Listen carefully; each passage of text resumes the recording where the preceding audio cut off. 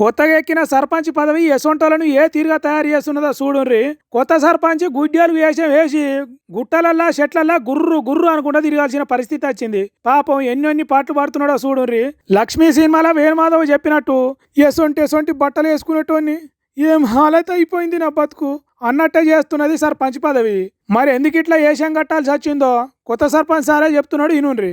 మొన్న స్థానిక సంస్థల్లో నూతనంగా ఎన్నుకోబడ్డ సర్పంచ్ ని మరి నిర్మల్ జిల్లా కడెం మండలం లింగాపూర్ గ్రామ పంచాయతీకి చెందినవాడిని. నా పేరు కుమ్మర్ రంజిత్. గత 2-3 సంవత్సరాల నుంచి మా విలేజ్ లో కోతుల బెడద ఎక్కువ కావడం వల్ల ఇంటింటికి తలకు 50 రూపాయలు వేసి బోన్లు చేయించినా గానీ ఆ బోన్లలో కొన్ని పడుతున్నాయి, కొన్ని పడతలేవు. అవి కొన్ని బెదిరిపోయినాయి. ఇది ఏం చేద్దామనే ఆలోచన మీదకి వెళ్ళి నాకు ఈ యూట్యూబ్ లో చూసి ఈ ఆలోచన వచ్చింది. అగో అట్లనాట బోన్లు పెట్టినా వాట్లల్లో బడనంతా హుషారైనాయట కోతులను ఊర్ల నుంచి ఎట్లా కొడతా అని ఎన్నికల్లో చెప్పి గెలిచిండట. కాబట్టి ఏరే మార్గం ఏమి లేక తానే గుడ్డెలుగా అవతారం ఎత్తిండట.